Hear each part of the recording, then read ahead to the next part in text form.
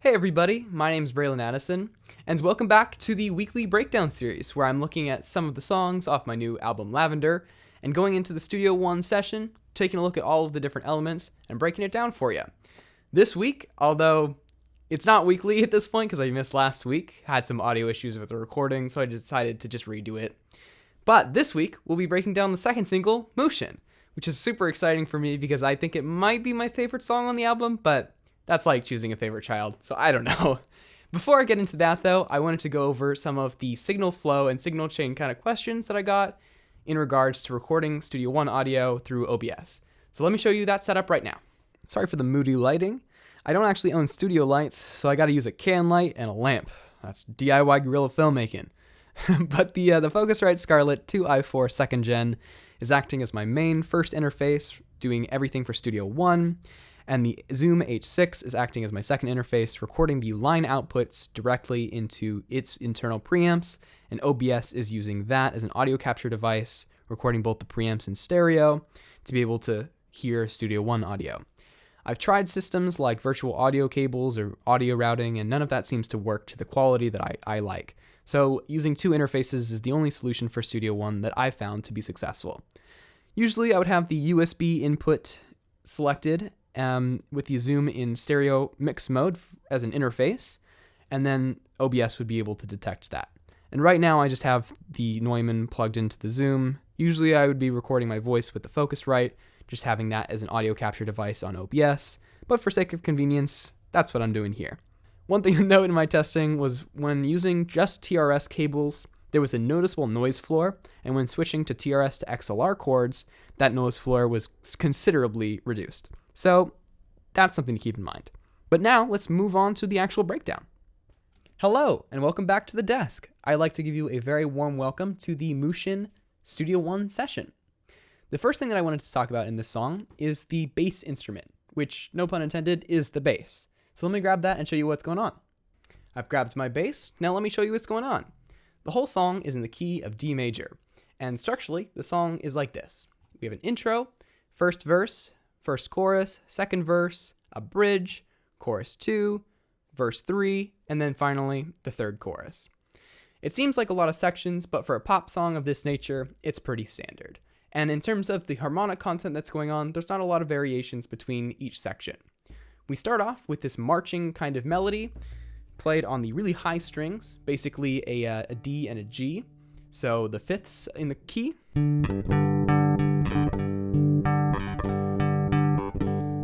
moving to the third interval.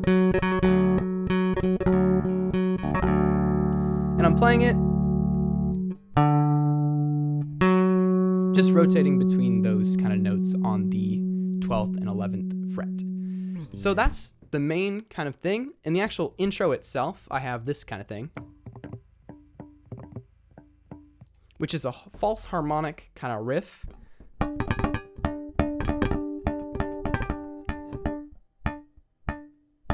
On the 5th fret there. And then I transition into kind of an intro.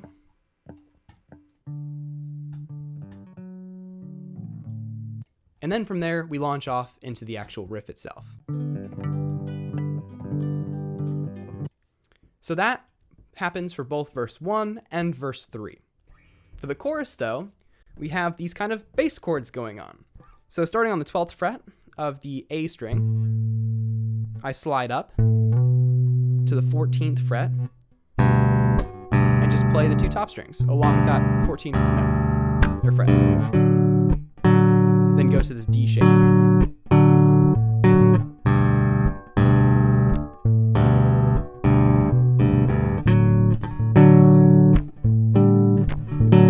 don't think I actually add this suspended note on the actual chorus, but there is an element or an instrument playing that suspension. So for the second verse, I change up the chords and kind of the voicings of the chords. We are mainly rotating between a G and a D the entire song, just with minor variations, whether it be suspensions, additional notes such as sevenths or ninths, whatever it might be to embellish the actual chord itself. But for the verse 2, I was very inspired by the cello suites, Bach's Prelude in G in particular, and used some of those voicings that I really found quite helpful in this song.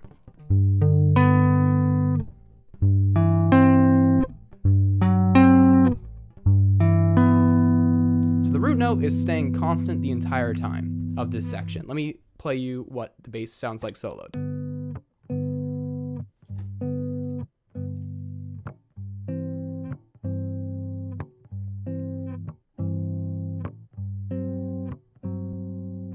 So yeah, that's what we got going on for this verse 2. It just repeats again.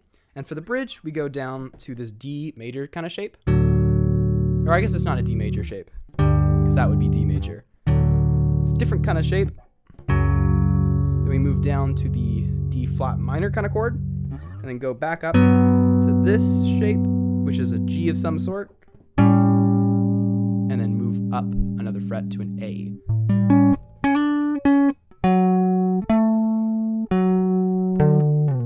And then back to the chorus.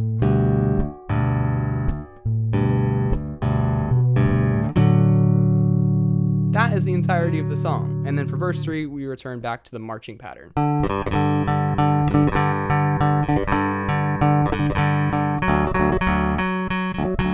One more thing I wanted to talk about bass-wise. A couple things pop up in both the intro and verse 2, which is this bass harmonic sample. For the sample, I just took a harmonic from the bass, or I might have been playing something like that. Let's hear what that sounds like. So I just took that sample, played in a little melody kind of line, following the acoustic guitars that we'll talk about in a second. So that appears in the intro, and then it comes back in verse 2. I think it's a slightly different harmonic this time as well. Yeah. And then I just play that out on a MIDI keyboard. And now let's move on to the actual intro itself and talk about some of the establishing motifs. I have these two hard-panned classical guitars.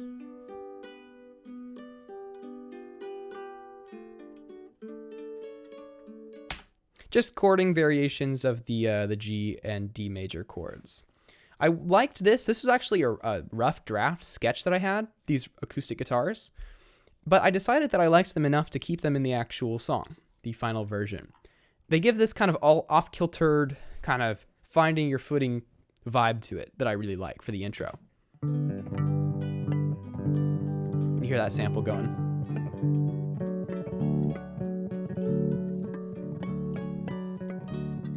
And not everything is following the grid, but that's primarily this first section. It's just the bass guitar doing the marching pattern, and then these two guitars, and then the bass harmonic sample. Then the actual start of the verse 1 cuts back on all the elements, just remains stripped vocals and the bass. Cabin fever is taking over. Luckily, I owns one. In most of my songs, I will repeat this to ad nauseum, but I really like playing with contrast, taking in elements for parts, putting more in. It just gives it a lot more of a flow, and it just lets it breathe a lot more.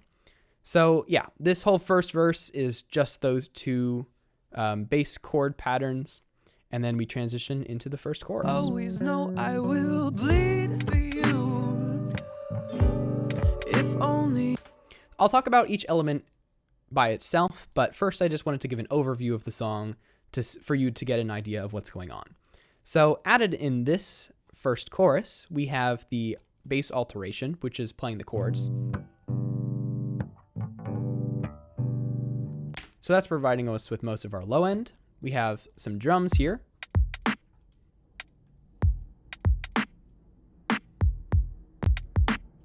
Playing kind of a swung pattern. There's a plane going overhead. It's very loud, my apologies. But we have these re-established classical guitars.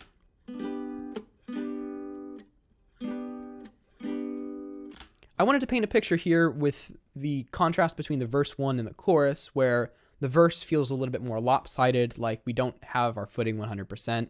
And then in chorus 1, we become a lot more solid, and we have strummed chords instead of finger-picked chords that have wonky melodies. You can just hear how sure of themselves the guitars sound, in contrast to this.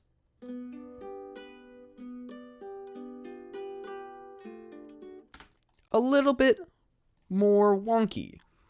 And then stacked with that, I wanted a higher end element, so I added these little ukuleles. I love that so much. Stacked with the guitars. Oh yeah. That just brings a smile to my face every time I play that. I don't use the ukulele a whole lot anymore, but when it works, it works. And I really like doing stuff like that, where it just gives another timbre to reinforce the initial established pattern. And then we get all of these lovely vocal harmonies, which is really exciting for me.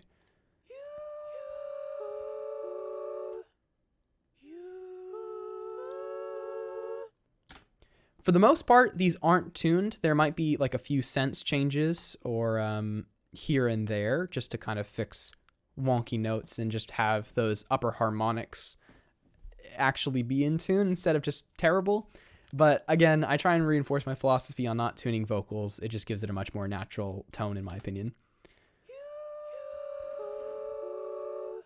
These vocal stacks, let's go into the panning really quick.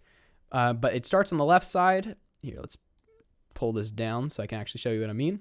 This first vocal that appears is panned hard left. Second one's hard right. Third one's hard left. And the fourth one's hard right. These are brought down in volume a whole lot, just filling up the spaces. As you can see, they're not hard panned. This is 75 for both left and right, and then panned 50% left and right. These vocal stacks were actually inspired by Laura Marling with her latest album, A Song for Our Daughter. She uses vocal harmonies and vocal stacks, or I guess they're called pyramids, really.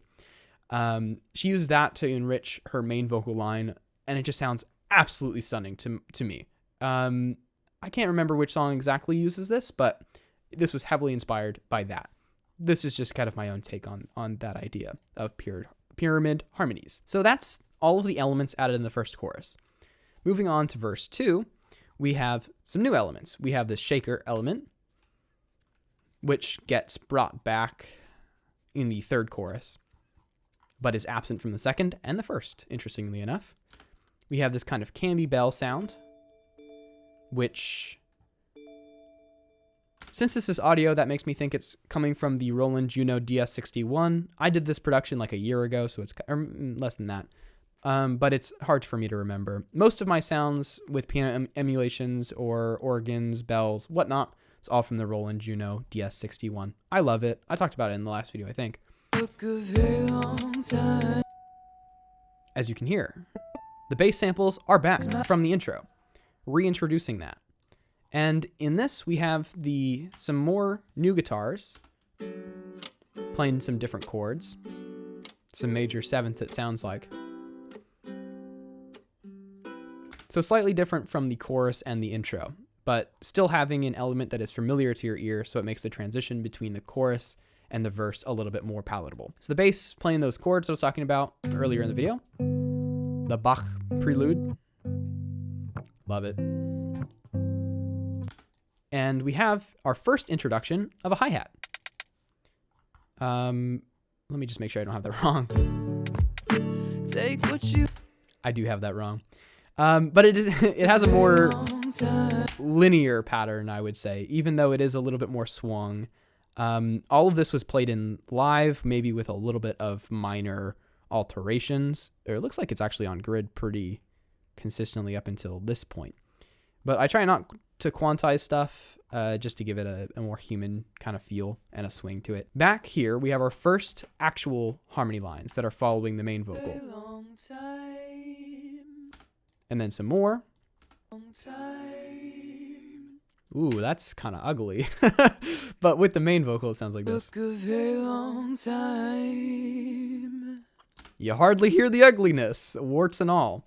I like that kind of approach with doing backing vocals, having the warts and all, where you, in isolation, they might sound questionable, but in actual context, it just makes the actual harmonies so much more, I don't know.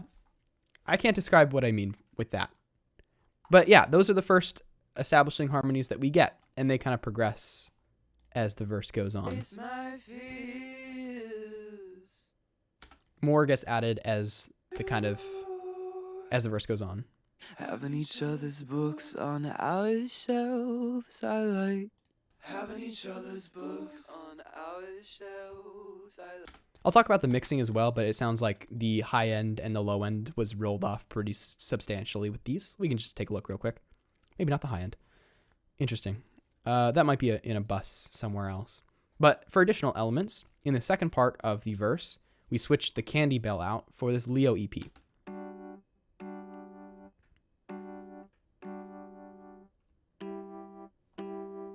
And again,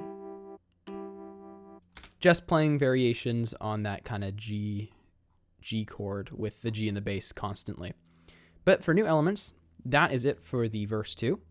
Now let's move on to the bridge, which we strip a couple things out. We no longer have any supporting harmonic elements besides the vocal stacks and the bass. We looked both ways, just drums, mostly. As we have always. I wanted to do that because I wanted to ramp up into chorus 2 and create a stark contrast between how much instrumentation there is. That way it's a more noticeable change in section. So let me talk about chorus 2. Chorus 2 is really where I double down on adding a lot more sounds. The first thing I want to talk about that is interesting is the addition of more drum kits. I really like stacking them just to give the drums an extra timbre that didn't exist in the verse 2 or the first chorus. We have a lot more of a nasally kind of kick drum going on. That's really to accentuate the high frequencies so it cuts through on laptop speakers, phone speakers, or anything, maybe even a Bluetooth speaker. Just something that can't reproduce low end as well as a dedicated set of speakers or a car. It's a lot more, I don't know, bowly? That's not really the right way to describe it, but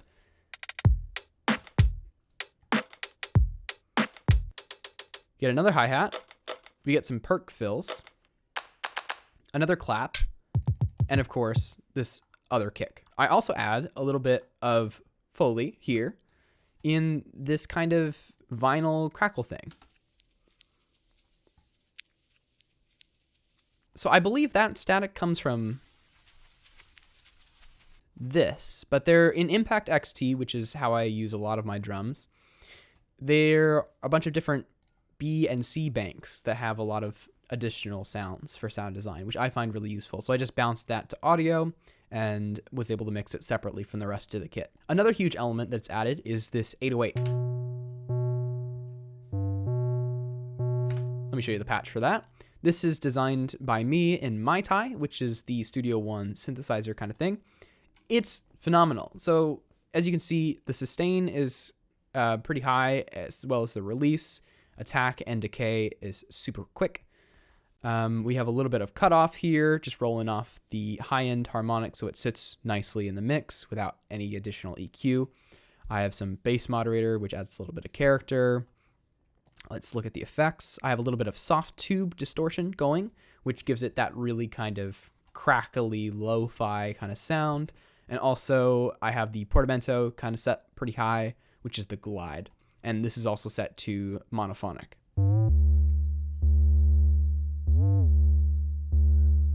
That really showcases how much you can hear the glide in that.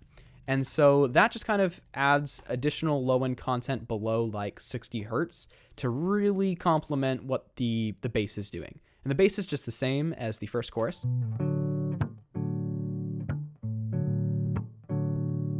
Playing those chords. I also add a little bit of a slap, which adds a nice kind of texture it is buried in the mix and also stacked with an additional snare. But that's what the bass sounds like together.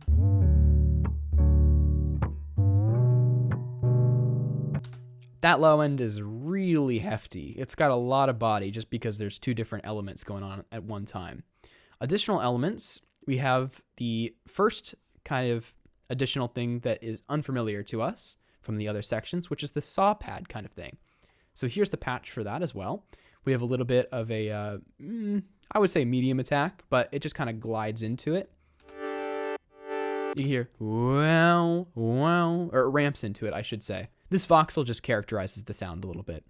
This is just a saw wave, just pretty standard. I'm using, again, the soft tube distortion and rolling off just a tad of the bass in the EQ up there.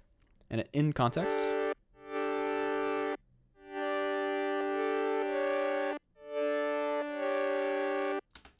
all of this is played in. I don't think any of it is drawn in. I just play it with my Akai MPK Mini 2 or whatever. I've had that thing for years and years, and it's been my beat pad, and also if I need any MIDI, that's my go-to. It's very portable. I love it.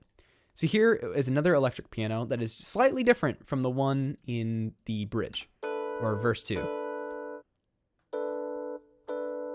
In contrast to the Leo EP. As you can hear, this vintage EP sound is much thinner, and I wanted a different sound just to be able to fit into the mix. And here we have some staccato strings.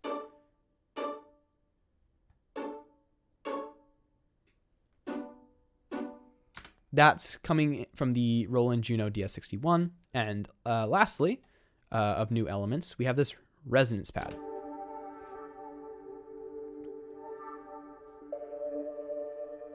So that's something that you can hardly hear, but just adds a lot of atmosphere and fills out the sound in any places where it's missing.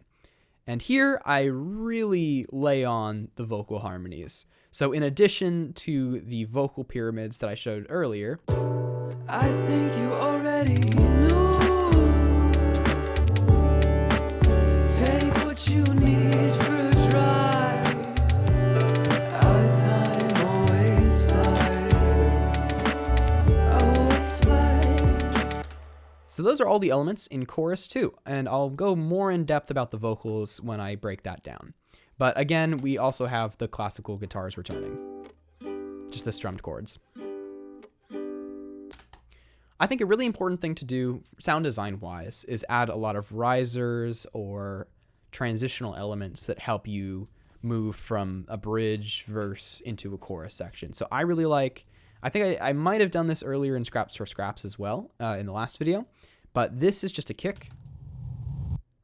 Probably this kick, I think. Yeah. So it's this kick with a really long reverb tail, reversed, and that's what you get this, which is kind of a riser. And let's hear it in the whole mix. I will bleed. It adds so much. Imagine that without the riser. I will bleed for you. That one tiny quick element does so much for the track. It's so boring without it. So let's move on to kind of the verse 3 section where we get another instrument, which is this upright piano. So yeah, the outro of the chorus 2 drops instruments one by one or kind of in bulk, and then just lets the bass do its thing. Cabin fever so far over. Luckily when I hold you, my fears they fade away. Losing control. This is chopped up pretty heavily just to fit more in time. I really like just improvising a lot of stuff. That's how I get a lot of my ideas. So I'm pretty sure, this was the fourth take of this, but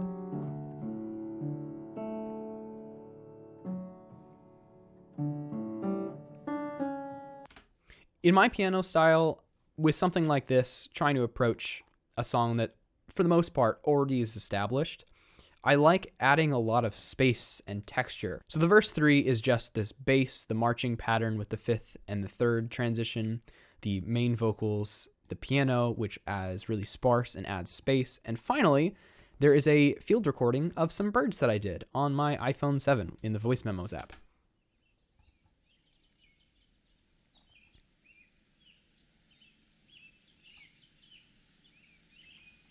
Subtle elements like this adds so much ambiance and really gives it more of a unique kind of flair. Cabin fever so far over. Luckily when I... The idea with the piano, again, just to kind of reiterate, I really wanted to create space for the vocals and the bass to live in. And in the arrangement, I wanted to make sure I was establishing the fundamentals that I wanted to reinforce, but also add some additional lightness. So there's a couple suspension notes, some stuff like major nines. Losing control is nicer than you know it. Time will heal. It'll all be okay. I was really paying attention to the vocal line there, playing off that to add some more emphasis on certain lines. But into the third chorus, the piano stays there. We kind of have this transition more from playing individual notes to actual chords.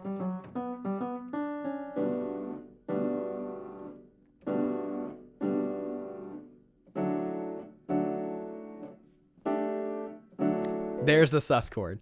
So it's just going from the G major shape. It's really simple. I think it's just the basic G major triad, and then kind of an inversion on the D chord here. Right here. I'm not sure which inversion that is, but that is an inversion of the D major chord. Again, we bring back the ukuleles this time for this third chorus. We have that riser again. The bird field recording stays the whole time. We have that resonance pad back, the staccato strings, the electric piano, the saw pad. The shaker comes back, which just establishes a little bit more contrast in rhythm in opposed to the chorus 2.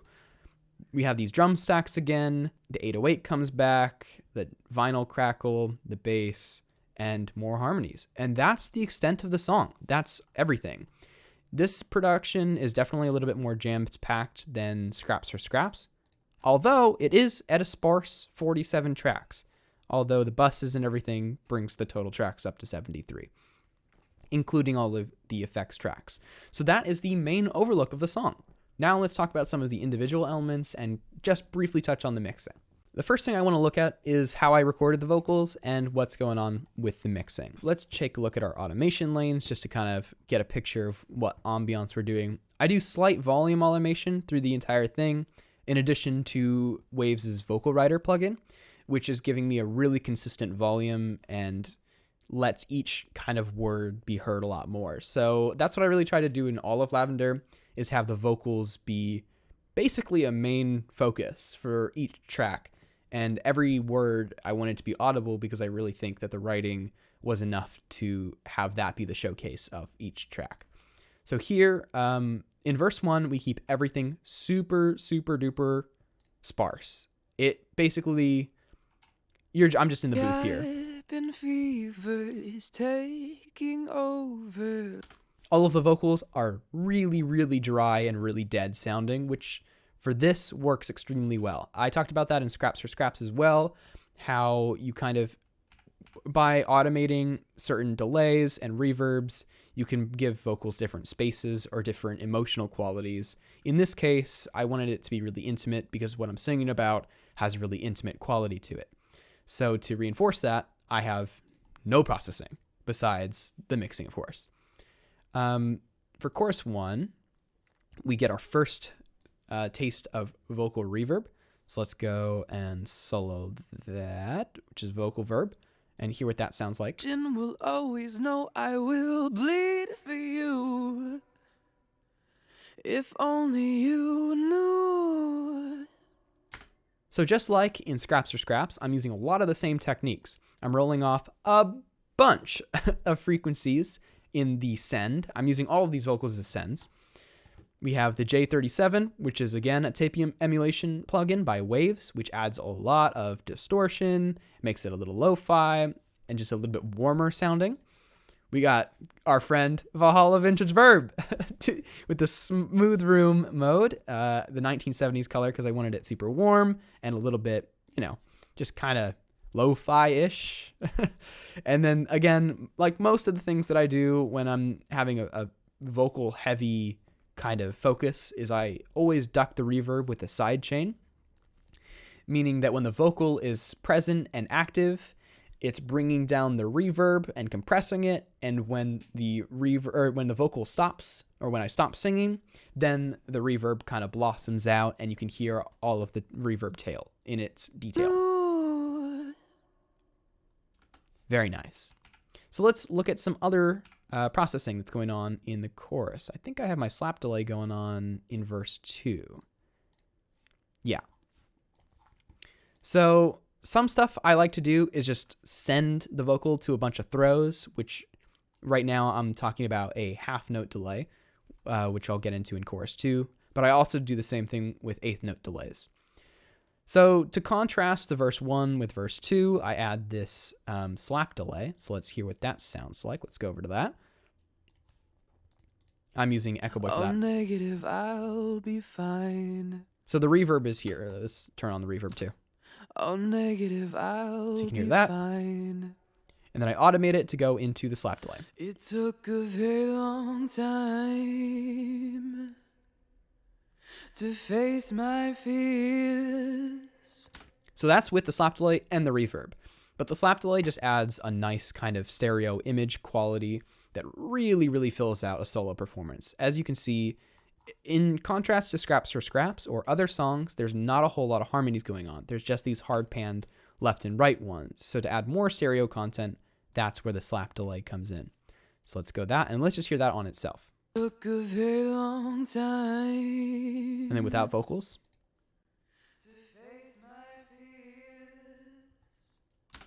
So in the actual plugin itself, there is a decent amount of low cut and high cut going on. I use the tube tape kind of thing preset, and that's how you hear all of that warmth.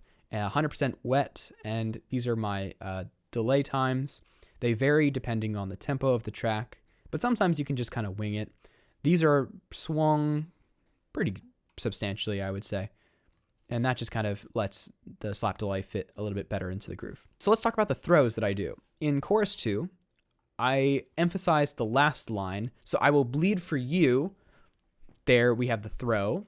And let's see if that happens with the half note delay as well. So that's the first I will bleed for you delay throw. So let's listen to first the 8th note one. Bleed for you. Just goes on. Not a whole lot of feedback. You knew. Here are the settings for that. Take what you need for a drive. Our time always flies. To give it some more space, I added this flanger here. This is just a stock Studio One plugin. And that's giving a lot of separation between the vocal and the delay itself. The delay is also sidechained, just like the reverb. The second throw that I do, which only occurs once in the entire song. So this is a special moment where chorus 2 and chorus 3 are very similar, but chorus 1 is different from both of these. So to emphasize that transition and to get us used to hearing more instruments, I have this more complex throw, which is a half note delay. I will bleed for you.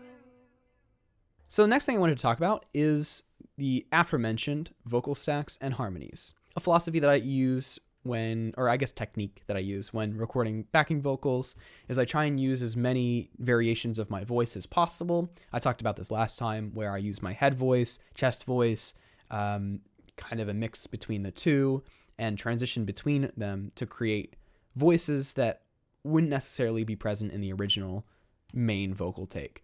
So it sounds like there's just more backing singers than just me, which is kind of cool. I mean, it is still my voice, so it is definitely still me, but you get some more characteristics of that. Our time always flies. And then moving on, we have just more stacks. I want you so badly. That stack is probably the most dense one in the entire song, besides, the later chorus. I can't believe you're the woman I knew. All of me is here. For that, I really like panning all of my vocal harmonies hard left and right. On headphones, it just kind of makes it this intimate thing. I think, not that this was popularized by Billie Eilish, but she kind of used that extensively with her brother Phineas. And I am just a carbon copy of them in one person with the Neumann and their vocal harmony techniques. So shout out Billie Eilish. I mean, how could you not know of the production techniques if you're doing music? Techniques. That's pretty much all for vocal space and processing. I can show you again my vocal chain and what it looks like for main vocals. I have an EQ here doing really subtle changes and also rolling off a lot. Neumann doesn't need a lot of additional assistance with EQ with my voice. There's just a little bit of a high shelf going on there too.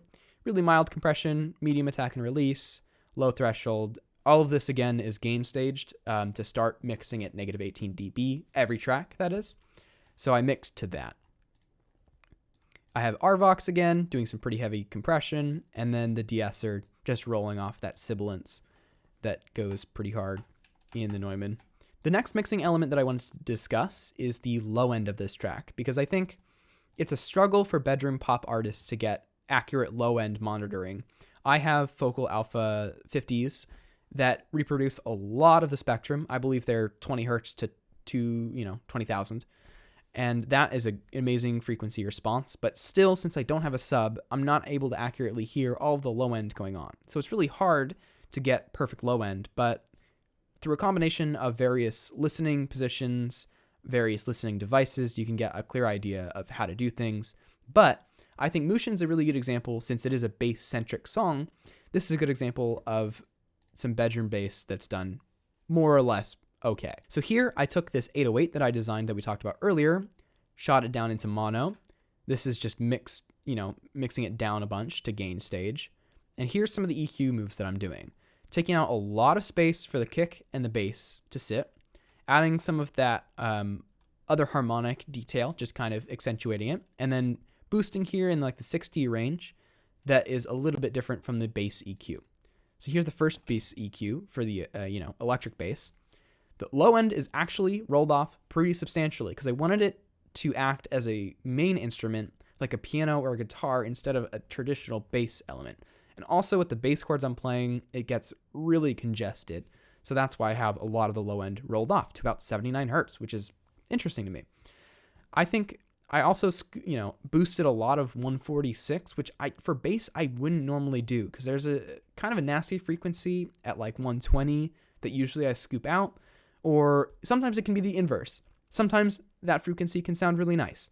I don't have Fab Filter EQ, so I can't show you what that actually sounds like isolated, but you'll just have to imagine. You can see kind of the frequency response here going on with the FT curve. And also I scoop out some of that mud around 200, 300 hertz. And in the last episode of the breakdown series I've been doing, I talked about adding a little bit of a boost around 500 hertz for the bass. This gives it a nice growl and it makes it a lot more audible in a mix. I also boosted some of the treble because I think that this bass take really needed that, and also rolled off some of the additional stuff above like 7K. I also have an additional EQ scooping out more bass frequencies and more mud just to make it a little bit clearer. There's also another EQ on this, just some more fine tuning. And then finally, sidechain compression. And that's how I get a lot of my low end sounding pretty good. This is a really common technique on a lot of dance music or anything that's really kick heavy with a lot of low end bass. Pretty medium and attack and release times. If you have the kick going, you can hear what that's doing. Not a whole lot of gain reduction though. Less than 1 dB. So it's subtle. It cuts out space and creates more of a groove. I noticed that if you gate stuff or sidechain, the groove just comes so much more easily. Let's talk about this first fundamental kick, which is the one that's also present in the first chorus. Some more sculpting here, where I'm taking out certain frequencies where the bass lives, or just certain mud frequencies that I really don't like. Some pretty hard compression with a fast release. And then, here we go. Here's the R bass. It's turned down for gain compensation, but the intensity's turned down a little bit, and I have the frequency emphasized at 64 hertz. In the rest of the instruments, the bass is rolled off pretty substantially here, just to make a lot of room for the low end. And that just kind of tidies everything up. Let's look at the bus for the guitars. Another thing I did that I talked about last time is limiting on the way in, just to make everything a little bit easier for mastering. Not everything is limited, like the vocals are not limited, just because I wanted to preserve as much dynamic range as possible in that, just because that's the most important element in the track, besides maybe the electric bass and the kick drum. As for mastering, which is the last thing I'll talk about, I don't put anything on the master bus just because I do everything in a separate project file. Let's check the gain and see how we're doing. Bleed for you. Just look how you grew. I can't believe you're the woman I knew. Ideally, I would leave a little bit more headroom than that, just because it's really drastically more dynamic than something like a traditional pop song would be, where the verse is much quieter with maybe 7 dB of headroom in comparison to, I guess at its loudest, -1 dB of headroom. I would like and prefer a little bit more than that. So if the mix sounds kind of whack, that may be why. The limiting is more effective when you have more headroom. But this is the bulk of the mixing. It's a lot of EQ, a lot of space and ambience generation, a lot of compression, limiting things like the RC20 coming back in on like the staccato strings, for example, just adding distortion or air. Again, just stuff here and there like R bass or the J37 tape emulation, but it's mostly just compression, EQ, and gain staging. And that's really how I try and do a lot of my mixings, is just doing really subtle moves instead of stacking a lot of plugins and making all of this work for yourself, where in reality, the best mixing that you can do is sound selection and arrangement and composition instead of actually trying to fix things. It's a lot easier to mix something that's well recorded, well arranged, than it is to salvage something that is just a bunch of paint thrown on a canvas. So if you're intentional with your sound selection and where you slot things in the frequency spectrum, your job as an engineer is so much easier. But yeah, that's the entirety of Mushin. Thank you for joining me on this session. I'm sorry that it was a week late. I had some audio issues, so I wanted to re-record it for quality and presentation. I'm going to try and keep with this weekly schedule and try and get you as much content as possible. So if you have any further questions or comments, please feel free to leave them down below in the comment section, or you can DM me on Instagram or whatnot, where I have most of my social media presence. I would like to know what song you want to hear next. I'm thinking of doing either Gnocchi or Film Noir or even Lavender, but if you have any preference, please let me know, and then we can have some fun breaking down some tracks.